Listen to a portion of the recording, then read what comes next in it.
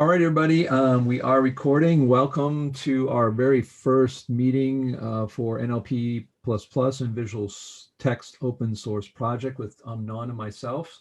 We're the architects, and I'm David D. Hilster. I live here in Boca Raton, Florida.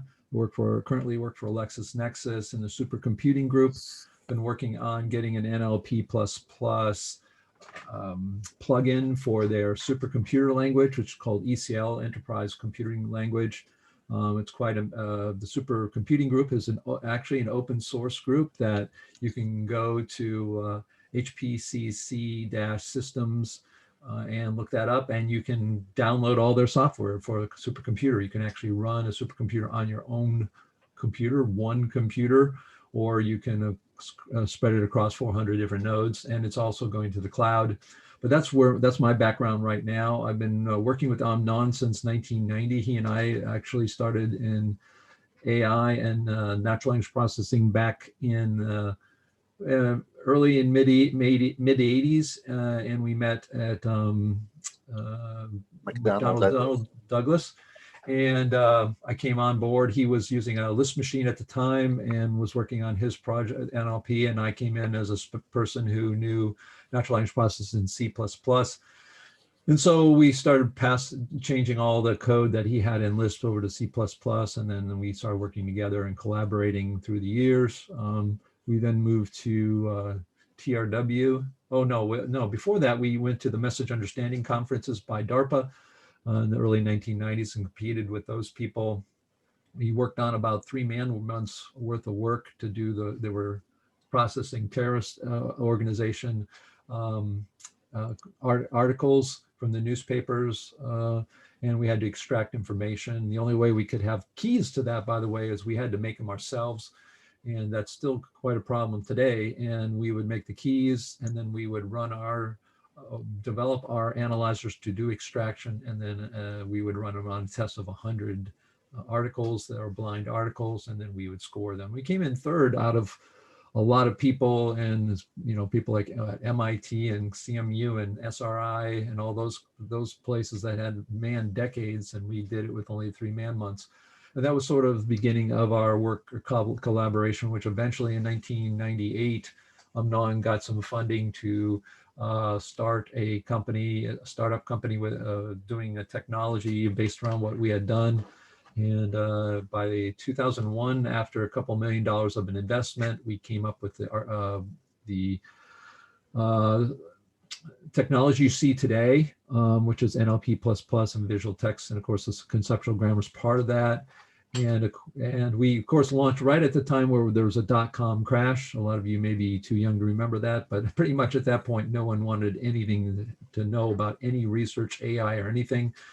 People were recovering from massive losses, and I said, no, maybe it's going to be 20 years before this technology really goes forward and gets legs again, and that's where we are more or less. And between then and now, we've been in various states where IBM from UK has used it and looked at our technology. NASDAQ used it for a couple years, and other companies have used this technology throughout the years.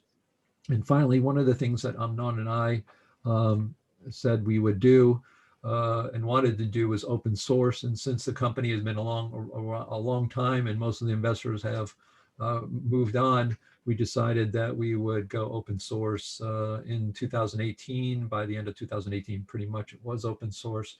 And today, all the code is available, and this technology is now available for people to use.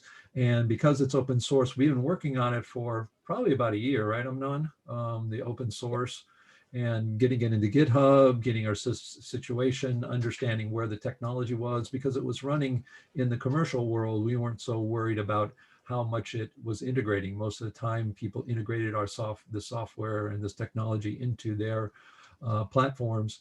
And so now we are, because I work in the supercomputing group, we work with open source. I've been able to use and leverage all my knowledge about how we do those things in HPCC systems. And we'll welcome another person coming in here, HPC systems. And now we have a GitHub that's pretty active, and we're working pretty much on 2 areas. But I think that's pretty much it before we start our slides. Amnon, did you want to introduce yourself and tell people pretty much, I mean, you've been using this technology more than any person on the planet. Maybe tell us about your background and then also what you have worked on during these last 20 years or so. Okay, well, I started with natural language processing before you all were born, I'm sure. Around, let's see, 1979, I went to the master's program at UC Berkeley and took all the NLP and AI courses there with Professor Walensky mainly, and then moved on to UC Irvine, around throughout the 80s, worked there under Professor Richard Granger, and he had a system called Nomad for Navy message understanding, and he wanted to do a vocabulary extension system that he called Vox, VOX, which I built entirely during those years, about 1983 to 1988. And Vox actually led to the creation of this message understanding conference, MUC and UC, which went up through about from MUC 1 to about MUC 7. Message Understanding Conference, right? Yeah, Message Understanding Conference, MUC. mainly oriented to Navy messages and Right. really groups throughout the United States. Some of the top NLP groups competed on exactly the same task and allowed themselves to be scored against each other. So that was quite novel and interesting. Sure. And as David picked up the thread from there, you know, we met at McDonnell Douglas AI Research Lab and moved on to TRW and then started Text Analysis International around end of 1998. And that went on for a good run for about 20 years till about 2018. And as David said, we had IBM Global Services in the UK for a bunch of years. We had NASDAQ for a few years, educational testing service. One of our employees went to work there and is a high-level manager there at this point, Paul Dean. And he insisted on using our technology for their research and generating SAT questions, things like that. So it's been a very long run, just doing exactly what I've wanted to do career-wise. Elaborating this technology basically from scratch. Yeah, and you've been writing analyzers and working with people over the years as well. Right. I mean, Amnon and I have worked on some amazing areas. Ship names from documents from the 1700s. Right now, NLP++ is running daily on I think about 3 counties in Florida and New Jersey, reading documents. You know, I don't know the current status of that, but yeah, for a while they were using that, and the company that I worked with to sell the real estate solutions, the owner actually died. So I don't really know the status at this point. But I mean, it was still running. using it. Yeah, in 3 New Jersey counties and some places in Florida were also looking at it. So. Yeah, and that technology is a $1 billion business because CoreLogic has human readers around the globe reading this stuff, and this technology can do that, and that's what's really most exciting, and that's the way I really explain it. NLP++ allows you basically to take a task, think of it how a human would do it. It's specifically that task, not parse everything that comes at you, but everything from that domain that you want to get out. You think about how we do it, and then you can encode that into NLP++, the conceptual grammar, using VisualText to use the development and develop analyzers that do very, very amazing things that really can't be done without it. So that's why you all are here. We're going to talk about the open source project today. We have a slide presentation, which I'm going to now show you, and instead of rambling on about it. So let's get that sharing here. All righty. I believe you guys should be seeing that now. Do you see that, Amnon? Yes. Okay. So again, this is NLP++ VisualText. We are, I got to make sure I can watch people here getting in and out. Show grid videos. Let's see. I apologize, folks. Before I start, I want to make sure I can see people. There we go, participants. I can see that. All right. Just want to make sure if anybody jumps in the room because we have to let them in. All right. Again, this is the open source project. Amnon and I are doing this today and talking to you about it. Because what is it? Why are we, David and Amnon, doing this? Well, visual text in NLP++. We call it visual text because NLP++ it doesn't mean a whole lot to a lot of people. So the idea of visual text is close to like Visual Studio. Visual text is a great technology with many benefits. And the technology solves what really are impossible problems today, making sense of unstructured or messy data. And the other thing is interesting too. Okay, here's another person coming in. Oh, good. It alerts me. Boy, they know what they're doing. Welcome, everybody. Every programmer really should be fluent in this language. It was one of the things I came across, thought about last year, is if you really ask Amnon and myself, I use it on my own for me, probably a dozen times a year, and in my job. I'll give you an example of how that is. I work with the ECL IDE. It's the IDE in Windows for programming in the supercomputing language ECL. Well, what happens is we had a bunch at LexisNexis, right? Yeah.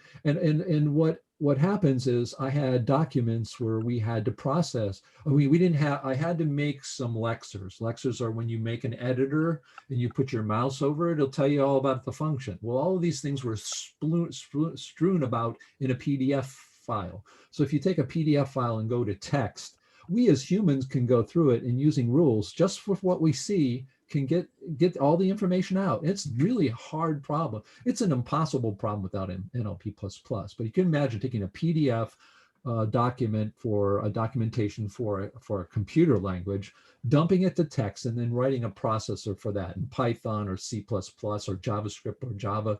Forget it. It's not going to happen. So NLP++ is exactly what you use. And every hopefully with the open source project, I hope within a decade that this will become ubiquitous and people will say, yeah, I've got this really messy text. I can really use it. You got to spend some time, a couple of days writing a parser, but you'll do stuff you never could. So I actually gave to my company tooltips and everything that really were an impossibility without me using this language. And that's, just one idea. And of course, encoding human linguistic knowledge in computer programs is really stimulating intellectually. And we know that because it's sort of addictive. You sort of get visual text up there, you get a text and you start processing it, breaks it down into tokens and you make patterns to put things together. And then you start thinking, oh, I can mark this and I can do this. And it's really a lot of fun. One of the problems in natural language processing actually is that people in NLP for extraction, literally, and companies are asked sometimes to make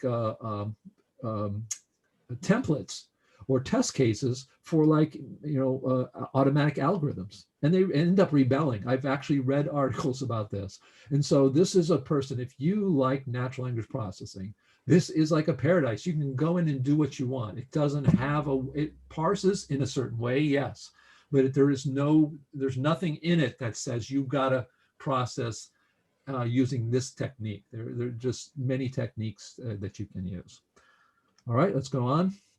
The NLP++ visual text in conceptual grammar, you can just think of conceptual grammar as a knowledge base, open source project. What's our goals? Well, to grow and develop the existing technology. So far, it's really been since the company had stopped developing the technology. It stopped at probably about 2001, and it was only me and Amnon really from that point.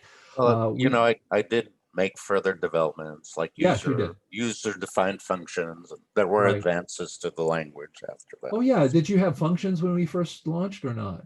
Well, we didn't have user functions, so well, no, not even user functions, but yeah. Right, but so I guess we have. It's been so long. So, well, we also want to develop bridges to Python, Java. I know internally to our company, I've already been asked by one of the supercomputer guru guys because they're really interested in this technology. Company is. He says, can we call it from Java? And we're making again, it's in C++. So you know, if our stuff is all in C++, where it's on Linux or whatever platform, iOS, Windows, you know, it can run and integrate, but we just haven't had the time to do that, just Amnon and I. So bridging gaps so that these other, you know, Python, which is considered, I sort of laugh a little bit because people consider Python as a natural language processing language, and once you know NLP++, saying Python is a language. It's not specific for NLP. It just happens to have people, you know, using it a lot in that with that language. So the other thing we're wanting to do with this open source project is really claim the .NLP extension name ubiquitously, so that people will understand when they see a .NLP, that's an NLP++ file. And the reason I know that sounds like it'd be a bold statement, but it isn't really, because we're the only computer language for natural language. I mean, specifically for natural language. So that to me is a no-brainer, and I've talked to a lot of people in the area. People have been around a long time, and they all agree. We want to create learning materials to teach the technology. I'm going to be creating in the next coming months, the last months of this year, a bunch of tutorial videos, things really quick, like, hey, we have a way to generate rules automatically. You can sweep on text, right click and generate rule, and bam, the rule's there. These kinds of things, you know, how do you do certain things? How do you traverse the tree with functions? How do you, all those kinds of things. So we're going to be putting a lot of material. I've got my setup here, you can see, to do all that. And also we want to create a repository of useful text analyzers. Now we have a couple there already. I'm going to show you a couple today. And then, of course, we want to grow and facilitate a community of NLP++ users. Or my goal would be have every programmer know about that it exists, and that it can deal with messy text. Again, if you are a computer programmer, you always come across text that has valuable information that you need, that you can't get out of it because you're not going to write a whole parser for that thing. It's just not possible. Well, if you know NLP++, it is possible. Here's some of the skills for the open source project. You don't have to be a programmer at all, by the way. So if you're sitting here watching this, you're not a programmer and you're going, no, I can't. No, you absolutely can. And I'll give you an example of one here. C++ is for the NLP engine only to run it. It is not NLP++. NLP++ is a language that's written in C++, its compiler. And it also has an interpreted version. So when you use, for instance, VisualText on Windows, the IDE that's specifically for it, which is our best interface for it right now, it has embedded in it an NLP engine that will run your code. So we also need people in Python and Java to integrate calls to NLP++ analyzers, because obviously Python, people say, what's the best language to do NLP? Python. Okay, it isn't, in our opinion, but that's okay. That's the way it will work. So we should have a hook into this, so you can write NLP++ analyzers and call them from Python to do what you want. Interface skills.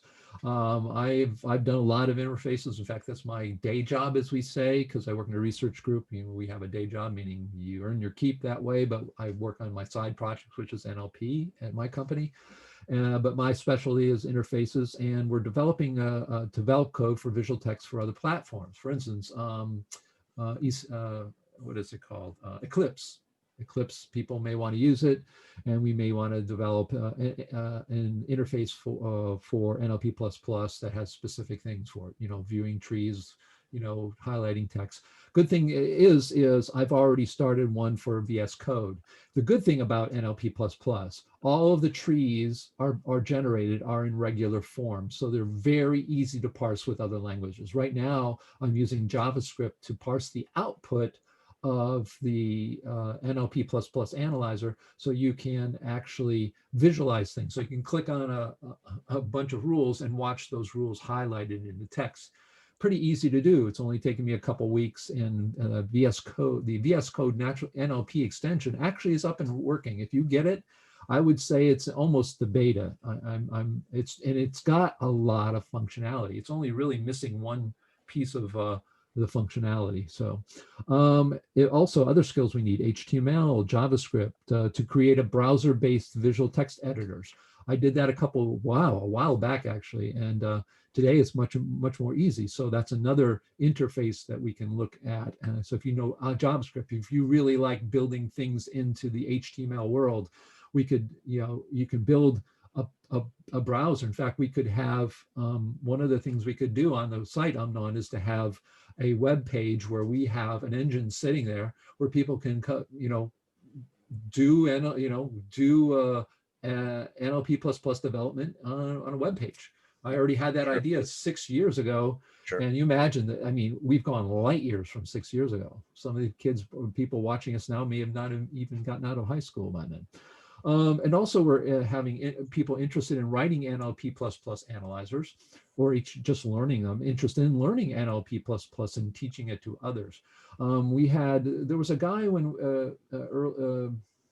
a while back when we were I think it was, I don't remember when, but he was a business kind of guy, and he was sort of our, he never wrote code in his life. Do you remember he was in Europe? And he was a business oriented, somehow got involved with this, and he was writing, he had VisualText, he was writing NLP++ analyzers. The reason you can do that is we are not specialists in language, computer languages, but we're all specialists in a human language. So yeah, you don't have to be a person who even knows computer programming to use NLP++, because we have people doing it. It's a lot of fun. Of course, we did talk about the history of the technology. I just want to put it up in slide form, developed from 1998 to 2018. It was pretty much, it was developed and then used in commercial use until the end of 2018, when it became open source. Here's some of the companies. Amnon's already talked about that in the beginning. There are three components of the NLP++ world, and that is the NLP++ computer language, which is a real language. You can write functions in it, but it's specific to NLP. And we have a conceptual grammar, which is a knowledge base. The way I would say, here's a way that I think has really worked out for people to visualize what a conceptual grammar is.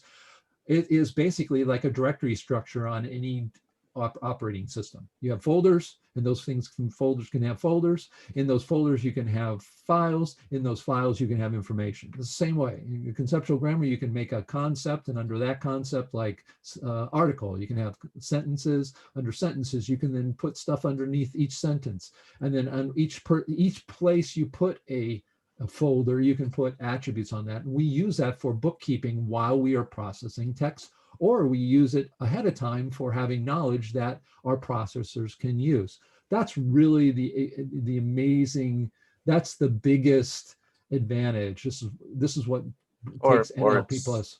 Yeah. Or it's like a hierarchical database. That's another way to view it. Yeah, exactly. Thank you very much. I've been used to talking to non-programming people. So yeah, hierarchical database. And then of course we have VisualText. And right now we have it in Windows and VS Code. It is there. You can run it. You got to know how to install VS Code. I don't have everything written there. But this morning I tried it on my desktop in Windows, and I was very close to doing it. But the VS Code and all the other ones will rely on an exe. That is, you have to have the engine sitting there, an NLP.exe sitting there. We can talk about that. There's built-in syntax. These trees you see here, I'll show you the analyzer, not for the sentence, but if you don't know what syntax trees are, they're basically like diagramming sentences, if you're old enough about that. But it basically breaks down grammar sentences into trees with noun phrases, verb phrases, parts of speech like nouns and adjectives and verbs. And of course, because words can mean different things and have different uses, have different functions in languages, that's the big thing. But we have a processor that's free, a full parser. Big difference with our full parser, you see everything. It's not a black box. That's pretty exciting for if you are an NLP person. You can go in there and look at that. The conceptual grammar, again, it's like a hierarchical database. You can see here, I don't know if you can see a mouse, but if you look at the top corner, you have corporate, and under that parse, sentence. So you can see I under a corporate concept, I have a parse of something, and then there's sentence 1, sentence 2. Then I hang things off of those sentences, like things I find that are interesting, and then like a by by event. And again, you can build that as you go in NLP++. The NLP++ language is pretty straightforward. You basically have, it's a pattern matching, but what makes it powerful is that's at the bottom, and it's most powerful pattern matching for NLP that exists really. It's made for it. It's great tools for it. You've got so many, how do you say, attributes you can put on it to do what you want. But the really powerful, and you see these numbers and you wonder why these numbers are here. Well, if you look in the post area in the middle, that's where you can now construct. You can make a concept that is making a part of the knowledge base. You can make a concept called stock. You can see, then I can take the action from 4 and store that, the percentage from the 5th node, from the 7th node to and then you basically build the meaning of that in a knowledge base, which is always accessible. So you can access that at any time. And then at the very top, you have the context, which is really important. Of some of the projects I'm working on currently, which people in our company are interested, are huge documents where only pieces of them are interesting. We're not going to do full parses on text when we can use an NLP processor to skim the text and find the regions where we want to look, and then only look at those regions. And that's what the context allows you to do. David, yes. David, you want to fix the numbers on that slide. Oh, okay. All right. Yeah, that's an old one. That's all over the place. I'm going to have to redo it. Yeah, that's part of it. Oh, and if you like computer graphics and websites, but like NLP, you can also talk with me because I do all the graphics and stuff. The interface problem. This is a problem. And again, we're not here to say, that's why we have an open source project, and there are lots of things to do. Right now, the best visual text editor, the visual text editor IDE, is VisualText 2. It's basically stuck in 2015. It's Windows only. It's got the older NLP engine. It doesn't use an updated engine. So does it work? Yeah, I use it all the time. Amnon uses it all the time. No problems, no problems. But we also tried later on, maybe 10 years or more back, to do VisualText 3. The reason these things are stuck is because the Windows widgets for making Windows like an environment like VisualText is not very good. And we used a company called CodeJock, which basically made millions of dollars because it was trying to fix all the problems with Windows, the Windows technology, to make all the widgets so like you can put tabs up there, just making a Visual Studio type thing. And it was just so hard. We bought that. But the problem is if you want to go open source and you want to keep going forward, that's really hard. And even in my company in LexisNexis, we are migrating everything to VS Code in this case. So we do need a new direction. And we realize that instead of wasting time, VisualText 3 is there. You can see it's a bunch better in a lot of ways, but it's stuck. It'll crash. You can't get out of it. So you'll run it. You can work. It may crash, or when you try to close it down, you can't. You got to go and kill it. But again, that's sort of stuck. So we did need a new direction. So right now, VS Code will work on all platforms. So it'll work on iOS, it'll work on DOS, it will work on Linux. And right now, I've used it both on Linux and on Windows. So that's available. It's not super easy to do right now. And again, my outside goal is to get that to a point where we call it the first version and can actually submit it to Microsoft, because Microsoft have language extensions where you can formally submit it, and then people can go and get the extension, and bam, your VS Code is now got a full visual text IDE. Again, I've talked about some of these.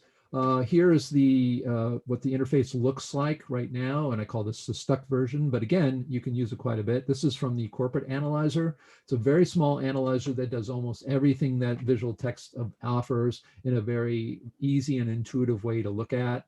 Here, you can see here, there's on the big thing is on the left-hand side, you have what those are basically are NLP++ files. That's all they are, in a specific order.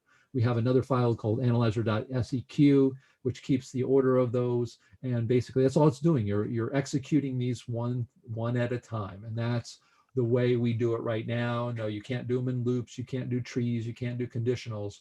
But right now we found that, you know, you can do it in this way and be keeping it straightforward like this.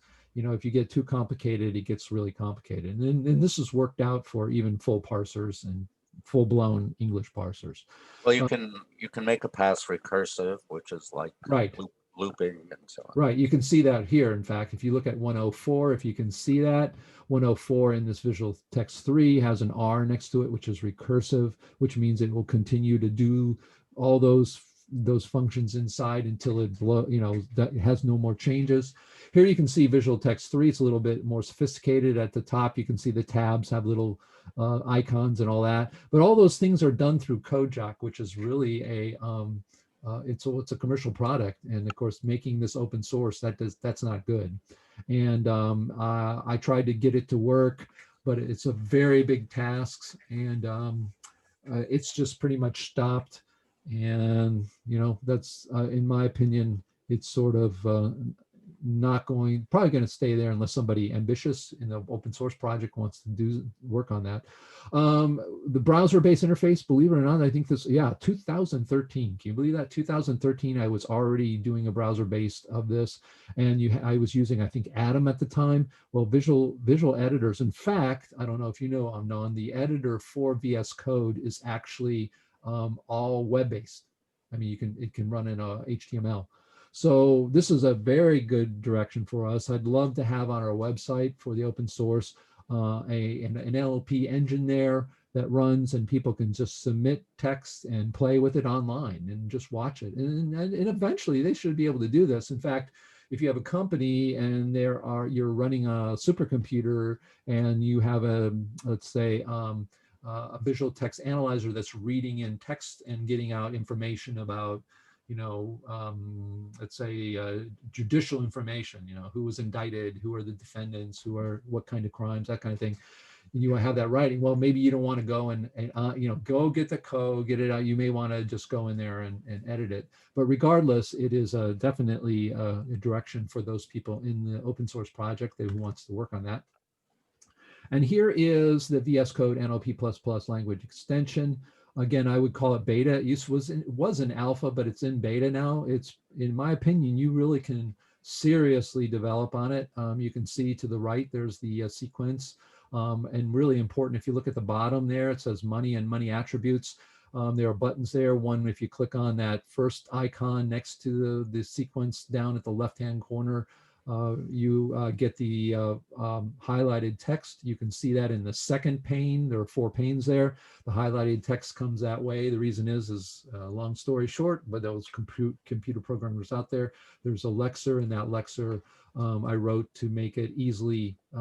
VS Code says they do have a web view that you can have, but the web view is really primitive. It doesn't have all of the things necessary, and it's slow. So I came up this way because I've been working with VS Code we have a VS Code extension for ECL.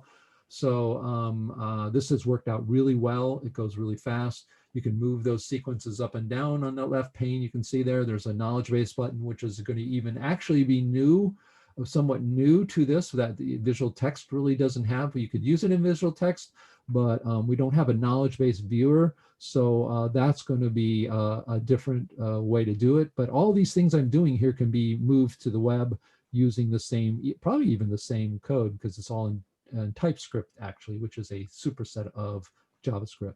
And then of course, right next to it is the windows. You can see we already have a lexer that colorizes for NLP++. There's a function where it's just taking and looking at the companies. And then you have the trees, and the trees there are all indented. This is the output. Every output, even with visual text, in the visual text IDE, the output comes out in text. So you can see on the very far right, that's the tree. It has the nodes, and it has all the information, and it has all the information of what character to what character. And if there's a rule that fired, it will tell you what file and what line that fired on. So you can right click. If you go to the second pane and you see that highlighted blue text in the square brackets, you can now click in VS Code, right click, and you can either see the rule that fired that, or you can actually sweep upon it and get the tree for a specific thing, for a specific part of that text. So it's really pretty functional. I'm very surprised I got that far. I was told this couldn't be done, and when that happens, I get mad and I do it. So, whoops, sorry about that. The other thing is to create new analyzers, right? Useful mini analyzers for like, actually are, just to let you know, all these things really exist already, but they're part of the giant parser, the TAI parse. TAI comes from Text Analysis International. We just kept the name for namesake, even though the company is dissolved. We have that, and in there you have dates and email, all those kinds of things. But what we would like to do is have people, hey, I need to do all these dates, and we need to have them, and then they can bring it in. Good thing is, if it doesn't work, or if it misses some dates, or if it's in another language that has different things, you can use that as a basis and change everything. That's 100% changeable. So, and then we also want to handle multiple human languages. So it would be nice to have things out there. So people will get into this, it opens this technology by going, oh, I need to use this. And they go, oh, what is this? And then they find out they can, oh, now they have in their toolkit as a programmer something that can parse pretty much anything a human can parse, and you can write a parser for it. So we want to improve the full parser, and keep that making, a full parser. We want to improve or write a new entity extractor. We want to write a sentiment analyzer. That's something that we could have. And example markup analyzer, I'm going to do that one. I find that a lot.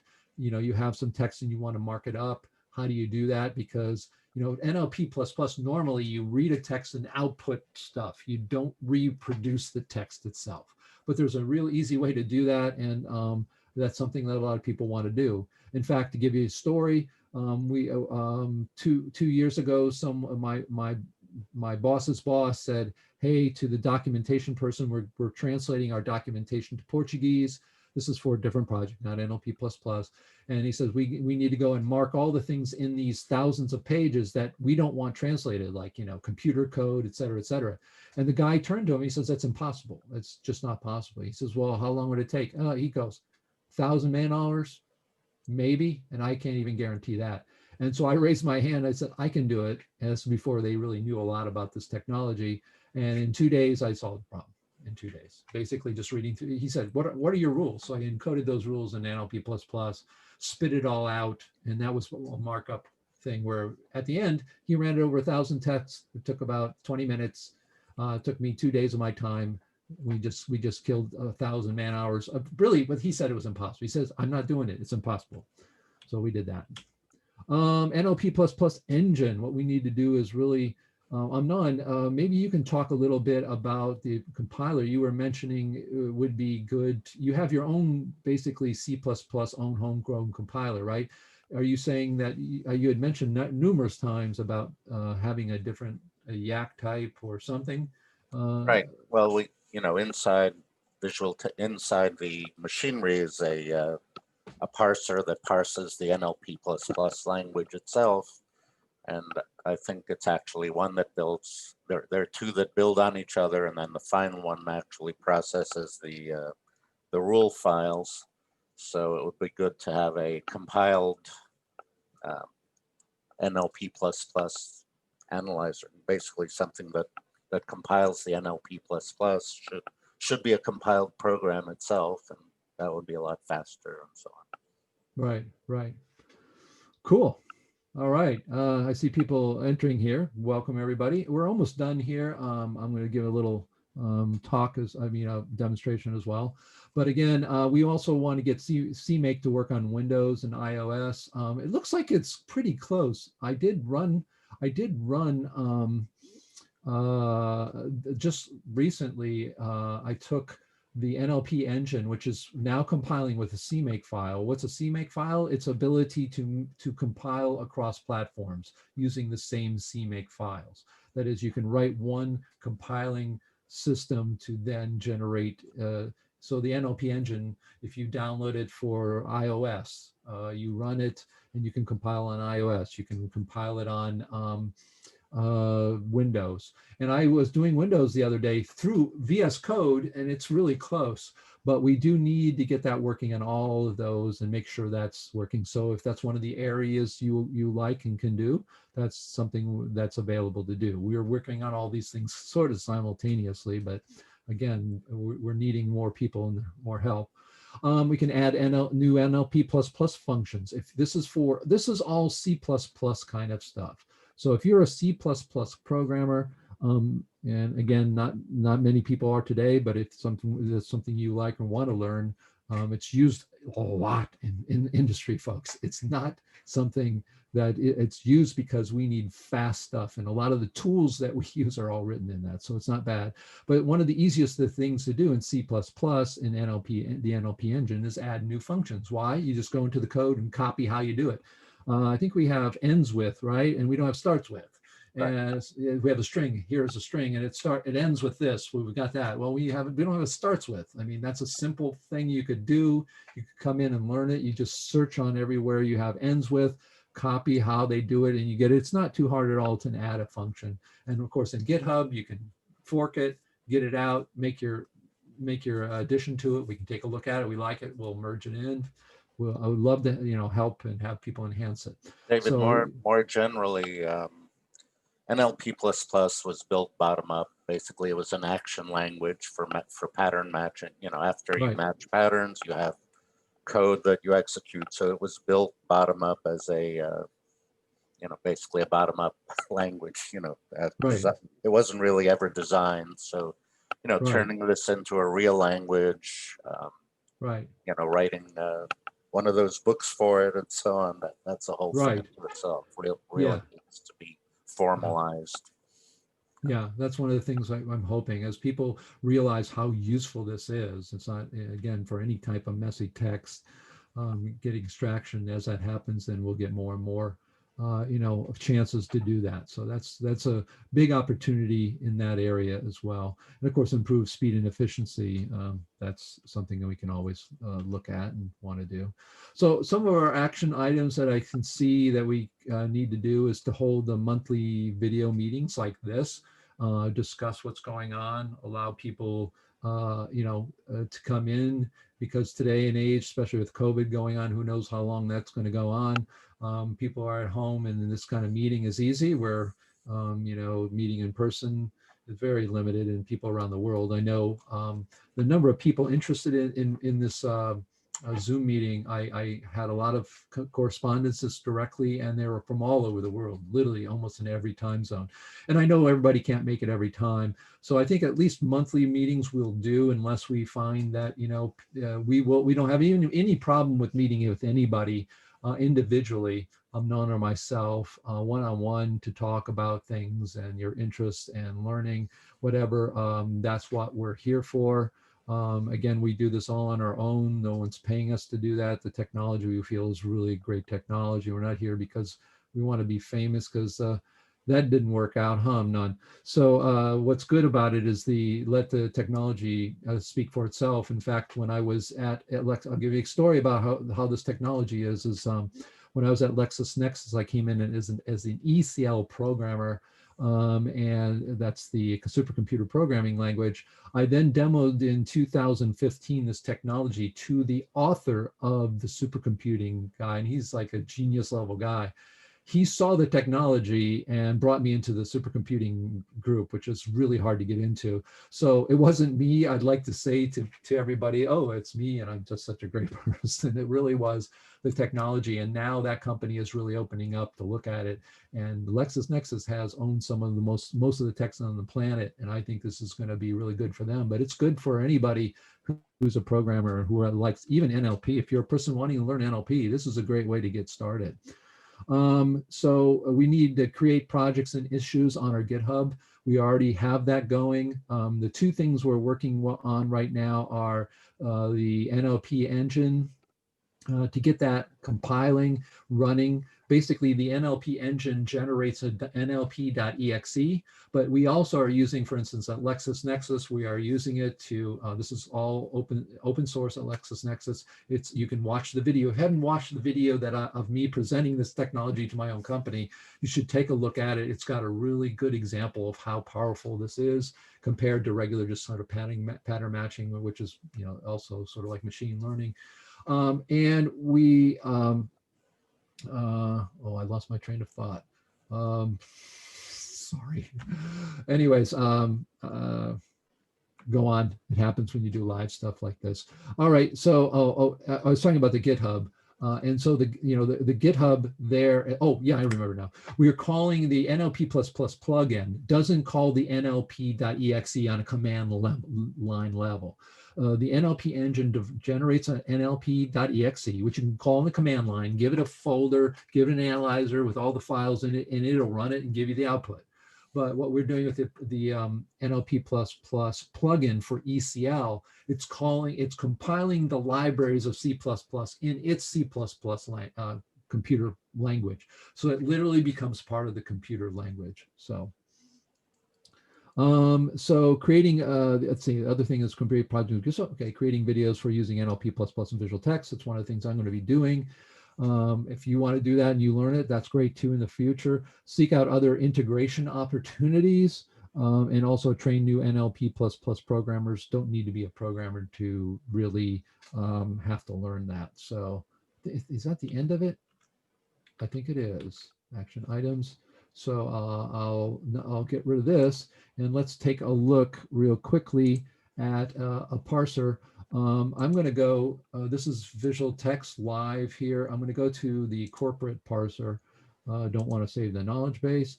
And we're going to just show you that the parser, how it works. So basically what you do is you start and just get a text in here. You can come in, make folders. I can just right click and say, add a new text file, and it'll bring up something, and you can cut and paste it in, and then you run it.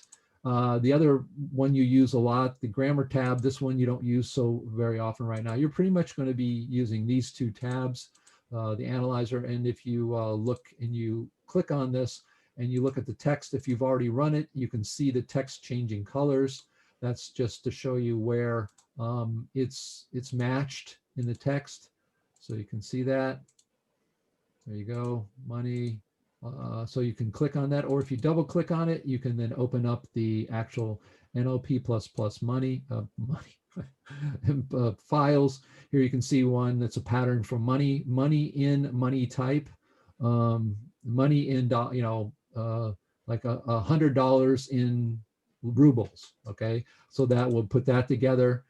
You can then put, after you match it, you can do post actions. Like you can say, okay, you can on the node, you can create, once I match this money and I put this underneath a tree, and put all that underneath something, and I call it money, I can now put a value from the first, I get the value from the first one. You can see number 1 here. That's why numbers are so important. And you can see the money type, I get that here and call that type. And that's basically how it works. You can look at trees that are generated from this. Here's the tree that these are generated as we go.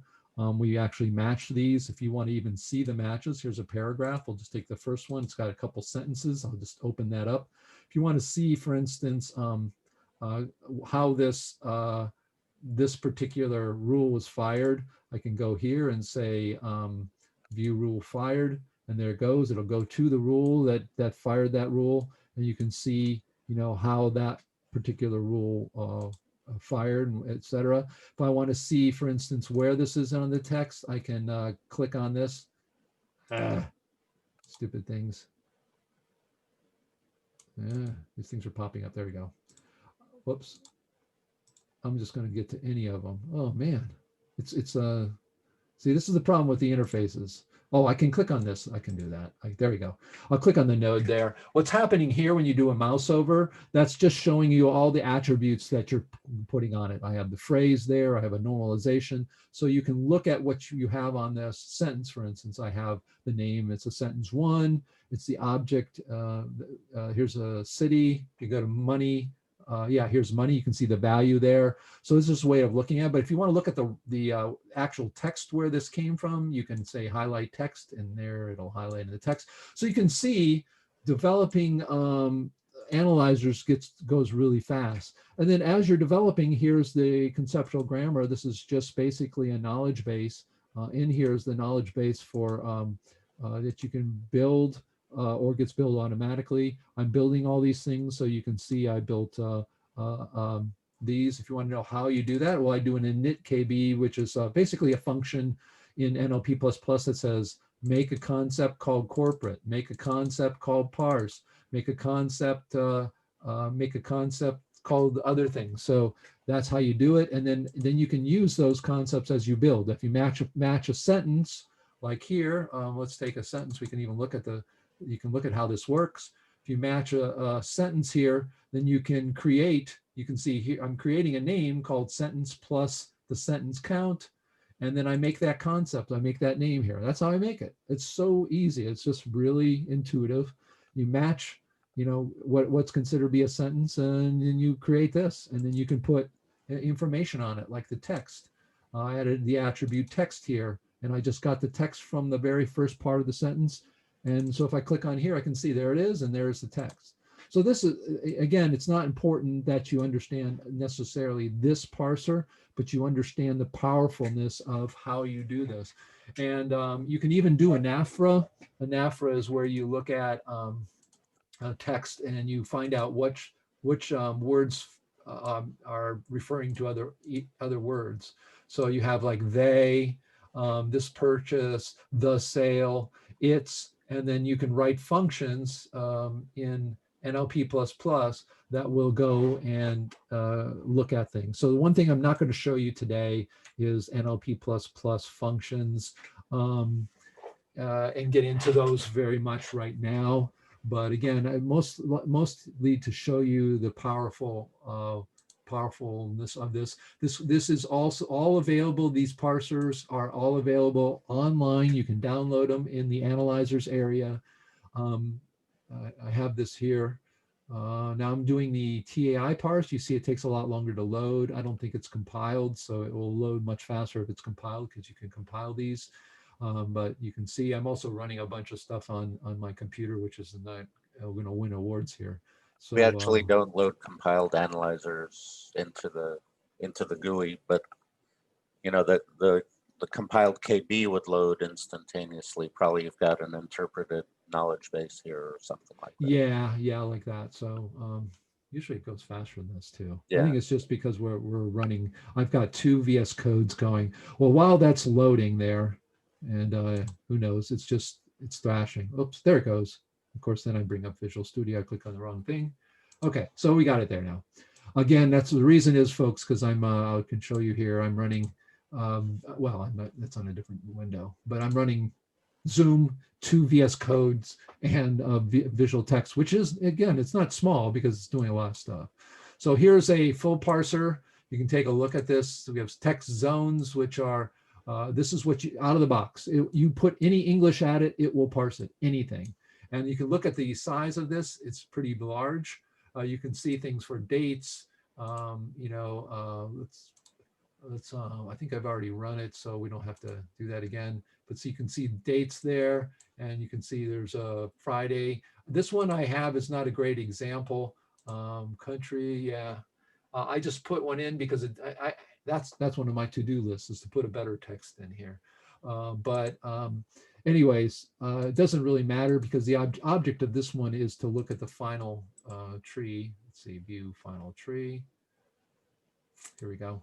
So this is the final tree out of this. Again, you throw any English at it, it will come at you and parse everything the best it can.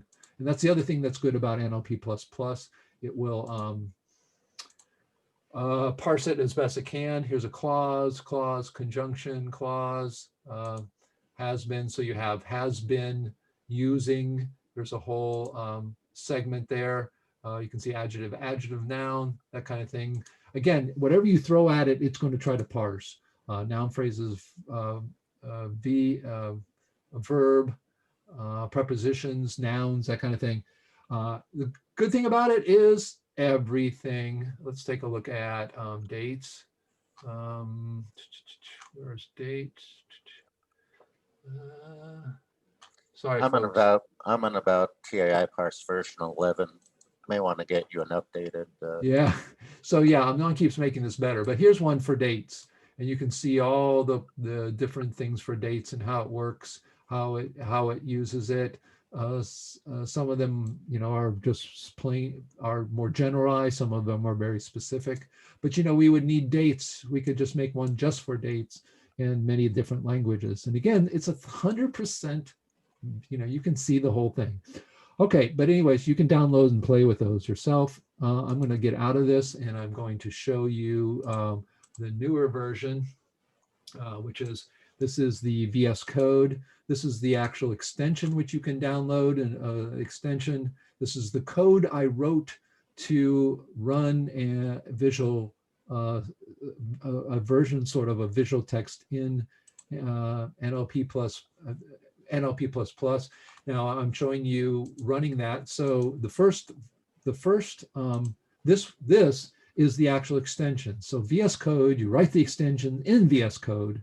You then can run this to test it, and that will run the extension as if this extension. So this extension development for VS Code. And you can see I was trying to call the parser and I was not successful at that. But it doesn't matter. What you can see here is, here's the same sequence. You notice here. Here are the things where you can see the highlight. This isn't working because I thought to myself, I could get this working, but I don't have it working on this machine. I have it working on my works machine, but not on my home machine. I brought it up, but you can see without doing much, it does work. And to run it, you just do your regular Control Shift B, and then you would run the analyzer. And then it calls the NLP++ engine, then would run, and then all the output, etc., comes here. It does work. This one's not working because I don't have it calling the NLP engine right, and I don't have the NLP engine. I did that all this morning real quick before the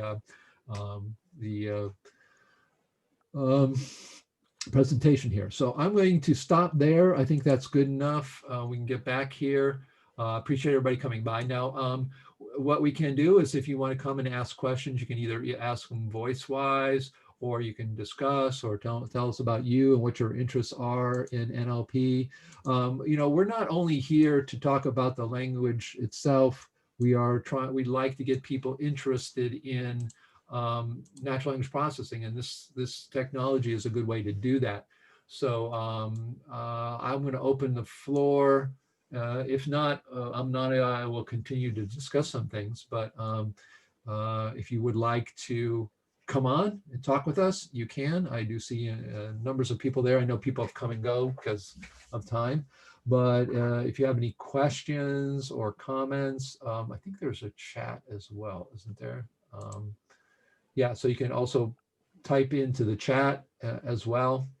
But I think what's really important is that you get familiar with the technology and know what it is. Don't be afraid to download the from VisualText, our website. In fact, I can show it. In fact, I could probably show things if people aren't really vocal here, which is okay.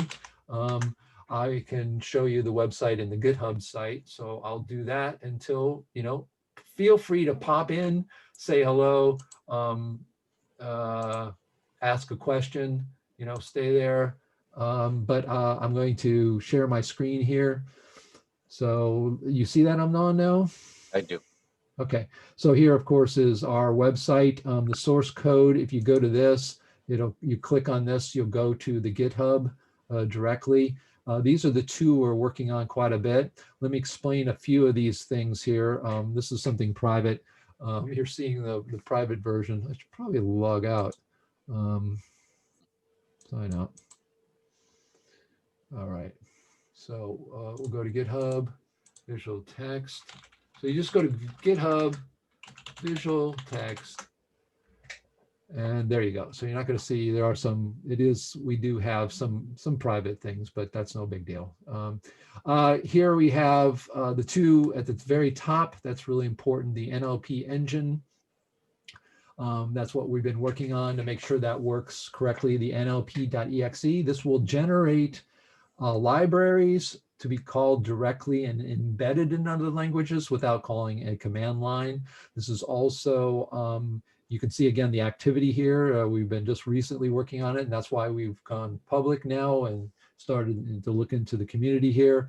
And that NLP.exe is being generated on Windows and Linux. I haven't done it for iOS. I do have a Mac, so I can eventually try it for that. And it also has the not only the libraries that can be used, but it also can be used as an executable. And that's how VS Code uses it, because we're not going to use in VS Code the compile, going in there because it's all written in Java. I think VS Code is, I'm not even sure if it's written in C++. I don't even know. That's how, I don't know. If it were and somehow we could branch it off, people will do that. You can fork off a version of VS Code, and I could, I guess, embed the NLP++ right in there. That is a possibility. I guess it's something somebody could look into. But right now, the VS Code basically just calls the exe, and then it looks at the output files, and then you can do your development that way. So that's why we've been working on both of those. I've been doing pretty much the only one working on the VS Code NLP engine, right? VS Code extension. Amnon and I have been both working on the NLP engine. I've been working more on the wrappers for it, and Amnon, of course, is the architect of the engine for it. So you can, look at it. It's pretty active here. You can look at the pull requests. Yeah, we've got 35. You can see it's quite active. 5 days ago, 15 days ago, 20. We've been working quite a bit on it. We have our issues for it. Here are some of the things. Output to S-stream, because right now, if you call it within another language that you're not using the exe, you have to give it a buffer, meaning, oh, the output's going to have a buffer this big. We're looking to change that. Removing the global variable. I think this one's done, but we're still testing it. Once it's done, we'll get rid of that. Allow for the NLP extension in place of the PAT.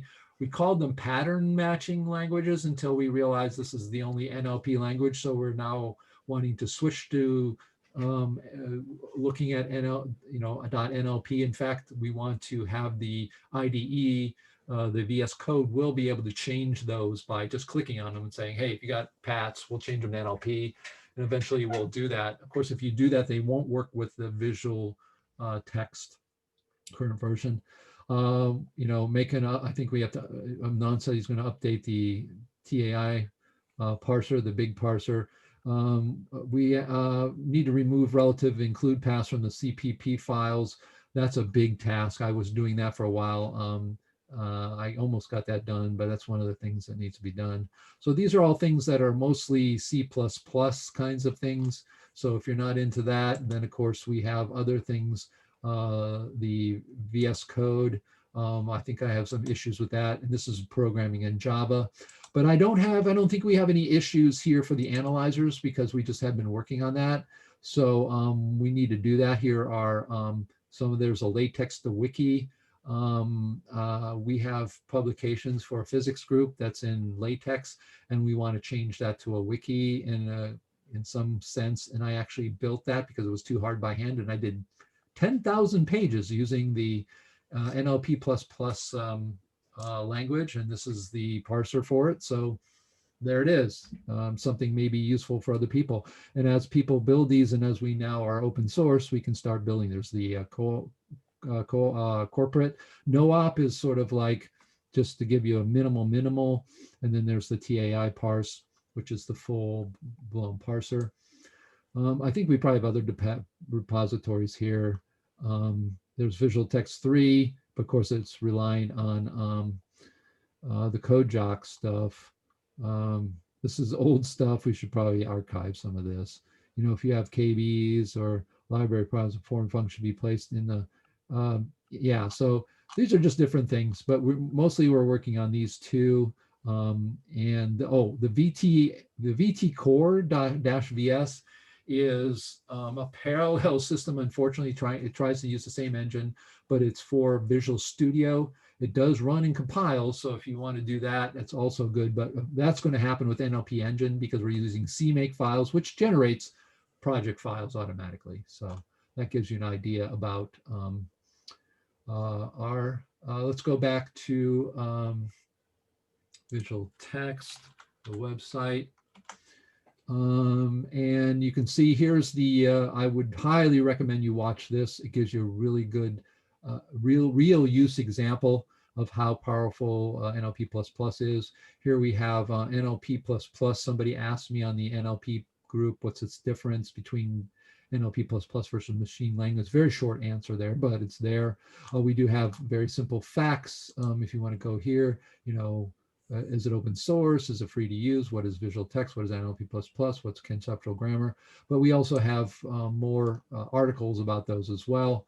If you look at the news or blogs, you can see some announcements. There's recently VisualText is addictive. I wrote that one. It's a pretty good one. There was our announcement for open source. The downloads here, VisualText 2, if you go here, you'll be able to see how to download that. Also VisualText 3 is also there.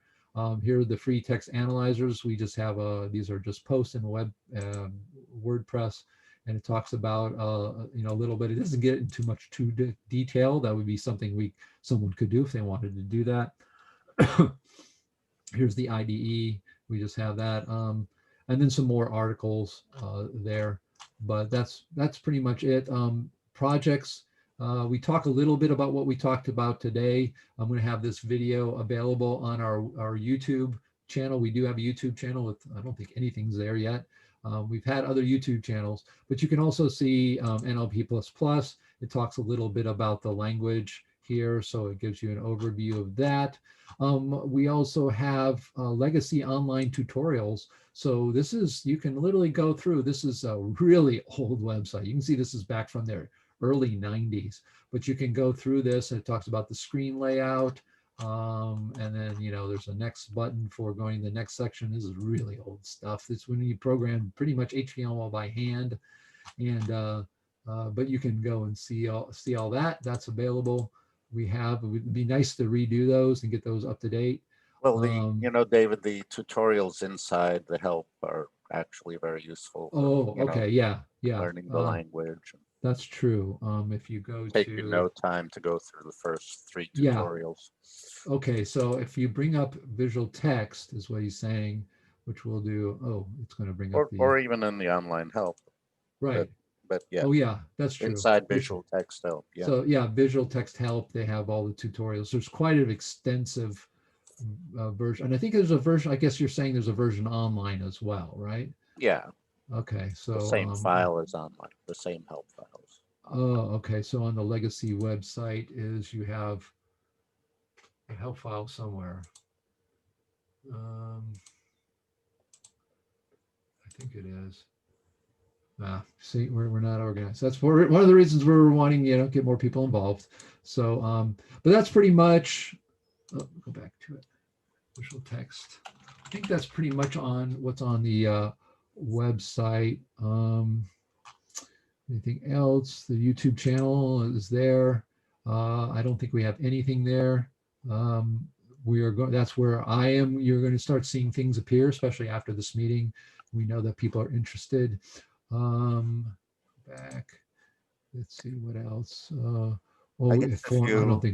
I guess if you point to the textanalysis.com website, that has the help file. Yeah, it's there. Yeah. So we've got that legacy there hooked up. But I think that's pretty much it. We do have a Facebook page. I think we do with VisualText. Anyways, that's pretty much it. I'm going to stop sharing here. And let's see. How do you plan on handling multiple languages? Now, I would imagine you're talking about human languages. Actually, we have the engine and VisualText actually, I think VisualText 3 is the only one that does VisualText Unicode. 2 handle Unicode? I think we do. There is a Unicode version of it. Yeah, so we've actually tested on Unicode, even Chinese characters, and you can go in and have a Chinese article, and we do matching on them. Now, So Michael Page International did a whole bunch of resume analyzers for Western European languages primarily. So there's some functionality for handling accented characters and treating accented characters as though they don't have accents for the purpose of searching for words, things like that. Okay, so we have customers that are using it for multiple languages. Absolutely, that's really important. It's also used for messy OCR. OCR comes out from OCR machines, and just think of it this way always with NLP++. If we as humans can look at a text, if that text comes out of an OCR, and that's all we have don't have a page next to us or anything. It's just the text. Maybe it's zoned, so we know what zones are, so it separates columns and all those things. How can we clean that up? And if we know by our vision and our knowledge of linguistically, we can program that into an NLP++ analyzer. That's what people do. People who use this technology, that's what they do. They say, oh yeah, can you do this? Yeah, I just got to write an analyzer. It's not overnight. It doesn't take 3 seconds. It's not an automatic thing. Why? Encoding human knowledge to do something takes some time, but the reward is great. The reward is a couple of things. Either you're doing something that no one else is doing, so that's already a reward, or you're being able to bring in new data, like in our company, from instead of having human readers impossibly read millions of articles or texts a day. We can't put thousands of readers to do that and type that information in. You can literally make, it can take a really good analyzer for a commercial endeavor takes a month to 6 months to build. Now you say, oh my gosh, but how many of us are programmers take a month to 6 months to build something? A lot of us.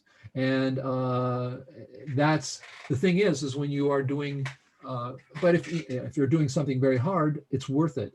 We have divisions in our company who I am showing this technology that if they do approval on the prototype, they're going to get funding for us to write an analyzer that could take up to 6 months. Why do they do that? Because they're going to get information from documents that they never could get, only with human readers, and no one's going to do that. But they realize that putting in that investment is worth it. To do it. But for instance, when I use it to do a specific thing for me, like latex to wiki, so I could translate our latex files into Wikipedia, I wrote a parser to do that. The same thing I did with getting from a database to Wikipedia, putting it in that form. So and how do you output? You output to any text. So text can be HTML. Text can be XML. I think we actually have some functions that use ODBS, which is an open source sort of database where you can put things directly into a database. And if you are a person who is more ambitious and wants to fork off and make a version of NLP++ that will handle, a certain thing, MySQL, for instance, you can do that. You can we can interface with pretty much anything because all the code is there. So I hope that answers your question. That was from Lawrence. Anybody want to come on, talk, say hello? So hello. Hey. Hi. Hey, how's it going? I'm Basil. So yes, it's fine. Thank you. How are you guys doing? Very good. And where are you calling from? So I'm from Nepal. Nepal. Oh, yeah, that's such a beautiful place. That's great. Thank you. Love Nepal. So currently I am a computer science graduate. I'm currently teaching at undergraduate level in computer science. So I'm interested in joining your project once I saw the Facebook page. But before that, I am not just getting the ideas of what you guys are making things right now, because I just came late. But I think I'm going to get involved in the project in some way. So before asking certain questions, I need to look at your site, visualtext.org. And then, but my focus would be on the NLP++, those architecture engine side. So in what way for a startup like me, a new guy like me, could I contribute to your NLP engine? Okay, the easiest way to do that, first of all, would be to write some functions. We have a lot of functions. I mean, the one function that's sitting out there is a string function. One of the things that's really needed in NLP++, but we have to write the function in NLP++, but it should be its own function. It starts with, right? I mean, it seems to be a no-brainer. Why I didn't put that in, because I put that in, we need a starts with to go along with ends with. Now, all you have to do is download all the engine code, search the function, string starts with a word. I don't remember, we all have so many languages in our head, but you search for that, search for it everywhere. You fork it off, get yourself in there, fork it off. Are you familiar with GitHub? Yeah, I have GitHub. Yeah, so you go in with your GitHub account, fork it off, clone it, get in there, and then search around. And you can, the good thing about NLP, the engine, is we are now developing with VS Code. Are you familiar with VS Code? Yes, yeah, in Visual Studio Code, I just coded previously ASP.NET C# like Exactly. thing. So I think, yeah. So what you do is you go fork off NLP engine, you then clone it, you then get VS Code, look into that. You'll need CMake and all those kinds of things. You can then just build it if you have your CMake there, because we use CMake files, and it should compile pretty quickly. You do need to do Node, no, it's not Node.js. I'm thinking of VS Code. No, you just have to compile it with the C compilers, make sure you have all those there. If you don't have them, you got to load those things up. That's pretty easy to do with VS Code.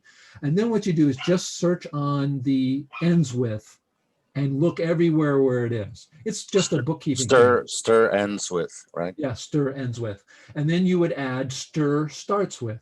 And you would just use that. I mean, it's, you're a programmer. You just use your analogy of, oh, this is how it's doing it. And that will get you into it. It'll get you into the architecture. It'll get you into what's going on. And you'll find out where things are. And you'll get a good idea of what's going on there. And the interesting part is, and we've got a lot of questions about this. I had one guy on Facebook page, which I think most of you guys found us that way. He's saying, oh yeah, but C++ and NLP NLP, that's impossible. You got all these tokens and strings. Yep, Amnon wrote all that stuff to do basically somewhat of like almost garbage collection, right? I mean, you basically have to take a text, bust it up into pieces and chain it and be able to move through those chains. That's all being done inside. So again, it's pretty straightforward. So that's the way I would say get into it. And so what you could do is literally look at the language and you say, Dave, I've written this. You push that up. We'll take a look at it. If it looks good, we can how do you review it for you and say, no, I'm not going to take a look. Oh, you forgot. You need this over here as well. But of course, you're going to be able to test it. It's just so easy to test. And so you would do that. Once you did that and you're interested, maybe I want to do some more functions. I have a bunch of other functions that we need to put in there, and they'll get you into pieces of the way this works. You have the tree itself, the tokens that get built into trees. You have also the conceptual grammar, which are also trees. Basically, they're hierarchies. And so there's some things that we need to do in that area too, for our bookkeeping. So that's one of the other things. Now, if you have even more ambitious, is you could look how today and age, writing parsers for languages, I don't know if Amnon even knows this, is quite a lot easier. They have a lot of tools, and even in C++, that you can grab that make your own language. People are making their own languages all the time. In our company, it started with ECL. Now they have 8 other languages revolving around that. So another way would be we have all the gut functions for all the functions themselves, but the actual parser for the language, taking the NLP++, it can be done much more efficiently and probably much easier today. Remember, we started in the 1990s. So you can imagine, I know that there are things out there. So those are the ways that we get, but writing that function, that'll get your feet wet. Does that make sense? Okay, thank you. So do we get the video, is the video right now being recorded about yes, this? Yes, it is. Absolutely. So can we get the access to this video? Absolutely. As soon as this is over, it's recording to the cloud. I'll download it for the cloud, put it on our YouTube channel, which doesn't have anything in yet, and you will have that available. Okay, thank you. So if we have any questions and difficulties regarding the thing we are going to make up, so where should we mail to you guys? What you do is you would contact us through the email. You can I'll put that after this session. I'm going to make a blog article about our session today, and in there I will have all these answers. You will just email Amnon and I, and then you'll be able to go at any time go to zoom.visualtext.org, and you can have a meeting with him or I. Because we're in the beginning and you're getting in the ground floor, we're willing. Amnon has time, I'm time, even though I work during the day on my regular job. I'm on flex hours. I work here. I live in Florida. My boss literally for 3 years lives in Ireland. So we have flex hours. Both I have it. Amnon's available pretty much because he's retired doing this full time. So I'm in California. Yeah, he's in California. Okay, thank you. And so we will be very happy to have a one-on-one Zoom meeting with you and talk with you. We're really in the hands holding stage right now because our goal is this is a great technology. It's not, we're not in it for money. Obviously, we're doing this open source. We built this technology. We think it's time now. The world's really ready for it. The other thing I would say to you too is that this is a great way to teach NLP, because you can go in and just learn simple things of here's a text. Let's start looking at it. What can we do with it? And you can literally, because it allows you to encode, not only the trees are already there and you can start matching just patterns. You can put stuff into the knowledge base about stuff. You can, count things. You can do all kinds of things. This allows anything you can do as a human reader, you can encode into NLP++. And Amnon, that is actually a great idea to use NLP++ and develop lessons for NLP. Sure. Because it allows you to encode knowledge. You could bring in a knowledge base of stuff. How do you use that? How do people use that? How do you encode that? Well, you'll end up finding that this is a great teaching tool because it's not, you can have, I just did that one video. Did you have a chance to see that video that we had a link to? Did you take a look at that? Unfortunately, I haven't seen it, but okay, I will see. Right. In there, what you'll see is an analyzer that I built with NLP++ that's driven by knowledge. It's not driven by the text only. It's driven by knowledge. So the amount and the different ways you can do that, basically what you have is you have the ability to take text, break it down, match it, look at it, put it together, group it using knowledge, keeping track of that in a knowledge base. We have a Oops. Where did he go? He's in David's frozen, I think. Anyway, I can tell you my email is Meyers Amnon. That's MEYERS AMNON backwards at Gmail. David has I don't know. I should look. Let's see. Could you just make us in the chat group so that every one of us can get it? Yeah, I mean David will set that up, but let's see. Meyers Amnon at gmail.com. That's I just typed it in the chat. Oh, thank you. Let me find David's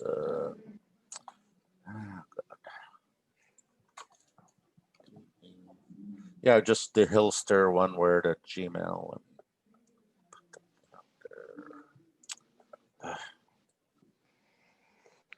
Where am I? And there's the Hilster at gmail.com. So I wrote his email out there to the chat as well. Oh, okay, thank you. I'm not. I'm here. Okay, he's back. Okay, what happened is I lost power. I'm not kidding. They're doing water stuff here, so you can see I'm here on my phone on cellular stuff. So I was talking about, I apologize, it works, no, everyone understands that I may as we talk. But the idea is that that NLP++ can be used to teach NLP. Don't you think, Amnon? Absolutely. why don't you talk a little bit about that idea? And while I get back on in the normal way here, okay? Sure. I mean, certainly, you know, we saw that one Yeah, why pass don't you, could be recursive grammar, so you can set up the normal kind of linguistic, you know, recursive grammars within one pass of an analyzer, or show different ways of doing recursive grammars. You know, there's nothing to keep you from doing top-down approaches and bottom-up approaches. And if you look at TAI parse, I think you see some of both of that. But basically, any method you want to encode into an NLP analyzer, you can basically represent in some fashion, because visual text analyzers or NLP++ analyzers are multi-pass, and you can use that to emulate any kind of methodology. You know, the additional advantage of these multi-pass methods is you can gather information, you can do backtracking, you can try things and undo them. You know, all these kinds of methods can be done with this multi-pass method. You know, if you forgot something, you insert a pass anywhere in the analyzer and do pre-processing if you need more pre-processing before you make a decision. Basically, with NLP++, you're building a best first parse tree. You're building a single parse tree, and you're elaborating that single parse tree. So there, you know, so methods, I guess NLP methods where you're building in a lot of parse trees per sentence, that's not really where we're at. But, you know, you could do that. That's kind of old style. But certainly the multi-pass methodology lets you encode any kind of paradigm that you want to encode, and actually mix and match multiple paradigms. So, David, are you back? You look like you're back. Your audio is gone. Can you hear me? Oh, you're on. You're on. Yeah, sorry about that. Yeah. Okay. There we go. I got it off here. Hold on. Sounds funny. Yeah, it's because okay, there was somebody else there I saw, maybe. Somebody had jumped in. Okay, you hear me fine? Yes. Okay. Sorry about that, folks. Literally, I got to get a protector here so that these things don't back happen. up. Yeah. Yeah, back up. My dad has one. He's in the other room, right? So he's all totally fine. So yeah, I think I really appreciate. It costs $100 or something. Yeah, exactly. Pascal. So Pascal, thank you so much for coming on. I noticed somebody else was popping in here. I didn't know. Did you see who that was? I didn't catch that. No, I didn't. Okay. I don't know if it was Lawrence. It may have been Lawrence, but I don't know if you had any questions, any comments, anybody. Okay, there I'm gone. So, but we're coming up to, it's an hour and a half here. Yeah. I think pretty much that's about it, unless anybody else has any questions or comments. We come on, just say hello. There's a hand up there, lower hand. Okay, let me look there. Let's see. It's Alex. Oh, okay. Can you hear me? Yes, Alex. Yes. Hey, so I was the person who emailed you guys the other day. Yes, I remember very distinctly. Yes, great to meet you. Thanks for coming by. Yeah, thanks for having me. And yeah, my question is it's still about the C++ aspect of the project. And yeah, going forward, would you guys have any like specifications or documentation that I can read first before like start coding, right? Because first of all, I don't want to step on somebody else's foot. Like, let's say if somebody has done something, then I don't want to reproduce it, right? Like, that's waste of like manpower. Sure. And another thing is, I want to see like a good overview of the project first, because while I do understand that nowadays, right? Like a lot of the ML, NLP applications, they need C++. Like a lot Sure. of it nowadays, right? It's about like C++ and how you can compute like as fast as you can, Sure. right? Yes. But then, yeah, I just want to see like how am I going to be able to contribute. So are you a C++ programmer already? I am, yes, I'm Okay. currently working full time. I also have a day job as well. So Sure. Sure. yeah, so I feel you guys when you are like you're just doing this on, you know, as your side hustle. So Sure. yeah. Sure. Sure. Yeah. Well, it's turning. Hopefully, in my company, my goal. I was brought into the group to see if this technology is viable, and obviously they're taking steps for that. And you're talking about being a C++ programmer. I can mention a couple things. I work with a guy named Roger Dev. He's a little older than me, and he's been bringing in machine learning into our group. He, of course, there's a lot of C++ going on in our group because it's supercomputers written in that.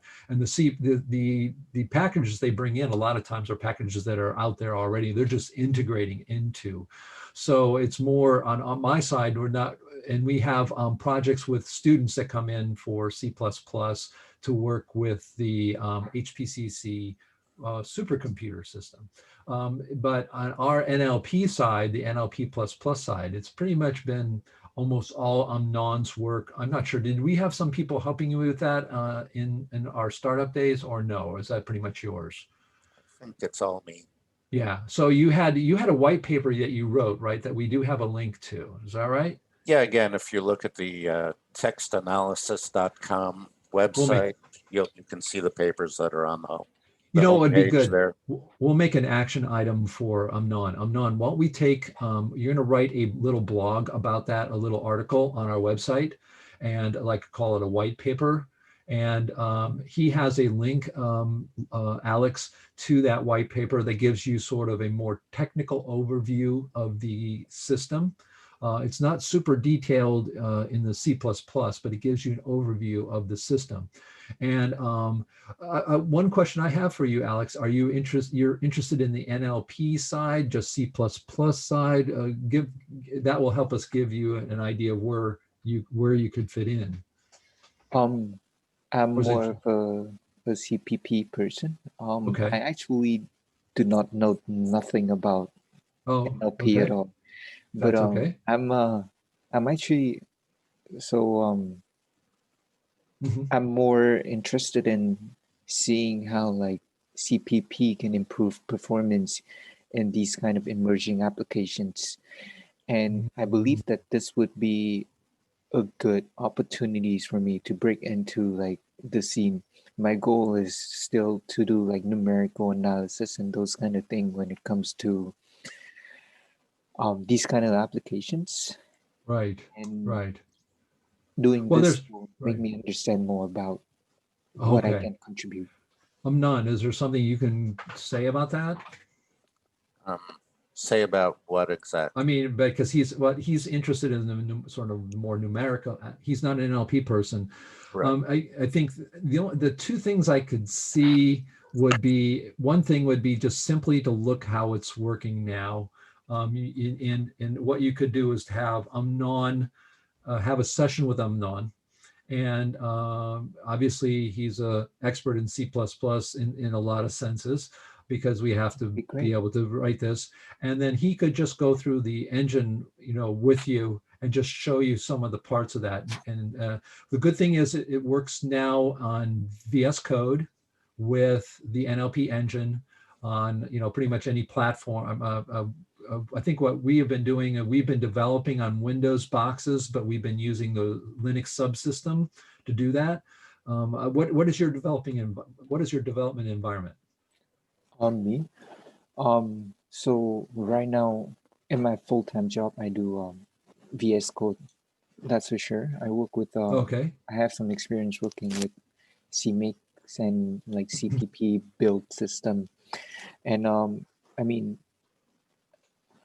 I guess I'm also familiar with Linux too. But like Are you that using was VS Code with what operating system are you using on? Windows. Okay, That- Windows. so I guess everybody like so I guess like during college, a lot of people would be more familiar with like working Sure. on the Linux side, right? And then like Right. when people start moving into like workplace, they start doing like VS Code or like some kind of text editor IDEs on like Windows or like Mac Right. OS or something Right. like that, right? So yeah, like nowadays my cache has like like VS Code on Windows. Right. Right. But if So, Linux is required, I'm happy to work in Linux as well. you know, here's what I would say. Here's what I would say. It could be a couple of things. Right now, if you take would be interesting is Amnon has, we're looking to do this. The NLP engine right now is using CMake files. And this could be, excuse me, this could be an interesting project for him to do, actually, Amnon, just to get him into this particular system. Oh, sorry about that.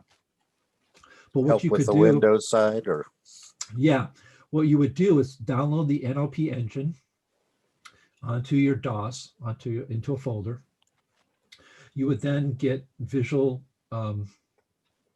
VS Code. You would open that engine up, and then you would go to compile it. What I found is, Amnon, there are some functions that are commented out from Windows that yesterday I found like 3 or 4 Yeah. of them. So one of the things you could actually do would be to even have a, for Amnon, he would go through and get it working on Windows. So there's a couple of ways we could do. Maybe Amnon could get it working in Windows, just so we do that soon, Amnon, maybe hammer through it. I can talk with him about that. The other way was, have you used the Windows Linux subsystem? Do you have Windows 10 on your machine? Yeah, Alex? I do. So what you can do is if you go to the Linux subsystem, and you go in there, you can then clone the, fork it off first, of course, right, from GitHub, fork off your version, get it cloned into the Linux box, and then you can use, I don't know if you know that, you can then use on Windows, you can use the Windows version of VS Code that will compile into the Linux box. Amnon, you're doing that right now, right? right? Right. So am I. So that would be the first thing you could do, Alex. Go get it, put it onto your Linux subsystem. But you're at that point, you're just working with VS Code in C. That's it, right? That's what you're doing.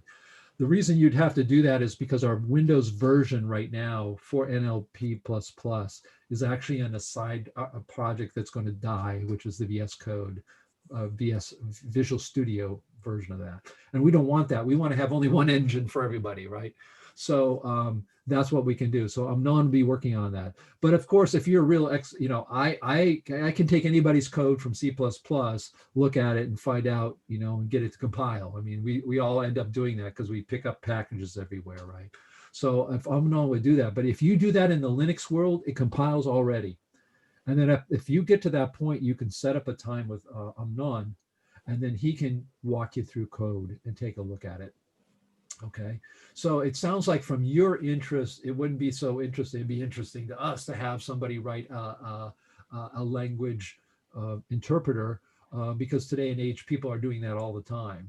People are writing new languages all the time and writing, C++ compilers for it. That's one of the things we need to do is get ours modernized. The basic core of NLP++ is the other part, which you may be more interested in, which is running the strings, running the things that Amnon is doing when we do functions, etc. How do those things, are they efficient? Can we, that only he can talk about. I don't know enough about it, the engine, although I've Yeah, I mean, really, there's no particular architecture document for what goes on in the C++ code. That would be the first thing I'd need to do, is just document what's there. Right. And then as far as optimization, I'm sure we could use a lot of help with optimizing what's there. It's all ancient, and it hasn't really been built with optimization in mind. I mean, there are hash tables and things like that for all over the place, but that's about as far as it went. So. What I will say for this, Alex, what you're going to learn is super basic, fundamental C++ constructs, and in constructs that will go across all OSs. And if that's one of the things you're looking to and to find out efficiencies there, then this is here, because it is an efficiency when you have to process through these trees and through all of these things. You're going to learn a lot about efficiencies and processing with NLP++, because I mean C++, because I know doing it myself, whenever you deal with strings and those kinds of things, it's you're a special person if you can do that, because it's not like other languages where you can just allocate stuff and arrays and they just do it and then they go away. It doesn't happen in C++ as easily. And so when he says primitive, it means really down at the lower level, which is, there's a lot of jobs out there for that, because people use all these tools, people use Visual Studio. They're not written in Java, they're written in C++. So there's a lot of things in there to learn. So you have to decide what would be interesting for you with that. But first of all, I would just go in and compile it and get Visual VS Code compiling it using the CMake. You just hit the build at the bottom, the little build thing, it builds the whole thing. And then you can, trace the heck out of it and take a look at it. But at that point, I would say you would get in touch with Amnon. But you want to really, again, it doesn't make any sense unless it's doing something that you really feel is going to be useful to you, because we can use people all over the place with C++. But all I can say too is that it's our goal to make this much more ubiquitous so that companies will be using it. They're just going to, because there's nothing like it. And if you're doing NLP, I'll give you an example too, machine learning. You get a lot of output from machine learning or even other NLP packages. It's screwed up, and this is the only language where you can actually go in and fix things or use things or whatever. So, in that sense, you're going to be learning about what we hope in 10 years will be, everyone will know about this language. And they go, yeah, you need to deal with unstructured text. You use this language. You're dumb not to. I mean, the guy who had a PhD in natural language processing, who worked for a company, when he got hired, his requirement is he was allowed to use this tool. So, I mean, again, I could easily try to sell you to make it good for us, but it's no good unless you're doing something that's going to be interesting on your own time. We want to make sure that fits beforehand. You know what I mean? We're talking about Paul Dean at Educational Testing Service. Yeah. So yes, SAT makers. So do you understand, Alex? Our goal is not to exploit people. It's really to make sure they're doing something that's going to be truly interesting to them as well. Yeah, let me actually compile the engines and everything first, and try to make sure I get it working before. Exactly. But yeah, Sure. like, that's why I say, like, that's why I ask you guys for a specification, because I think that'll be really, really helpful in, like, In fact, what's out there. And And in fact, if you look at, I believe on the wiki, I do have, on the GitHub, I have a wiki for the downloading the NLP engine. Let me see here. If I see GitHub, VisualText, NLP engine, wiki. Yeah, there it is. So it's really short, but it's got, I can share that screen real quick. or if you have the link, then you can just. Yeah, it's just visual. Yeah, it's the, here's the VisualText. If you're seeing that, there's the repository. Here's NLP engine. If you go to that, you go to wiki up here at the top, and there it is. This will tell you how to make it. And this is actually just making it. This isn't even developing it. Developing it is, actually, I need to make, this is for just generating the NLP.exe. I need to make another one actually for doing it with VS Code. But if you've done C++ and VS Code, you just get the NLP engine, put it somewhere, open VS Code in that folder. And you have, as long as you have CMake extension, you know about the CMake extension? Do you know about that? Yeah, or yeah, not? yeah. I do. I Yeah, do.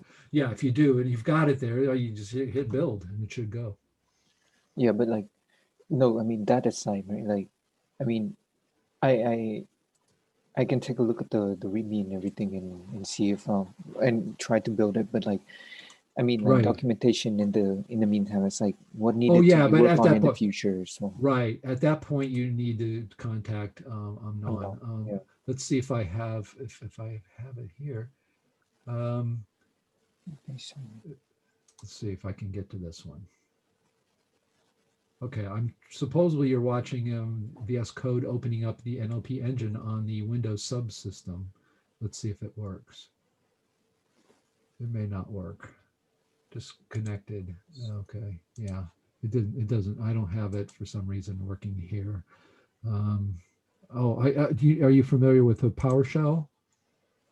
um, I I PowerShell. heard of It's it, but I've never used it. yeah, that's something you want to be is a little interesting for you and just general in programming. I'm in it now. It's sort of like Linux, Linux command line stuff for the Windows.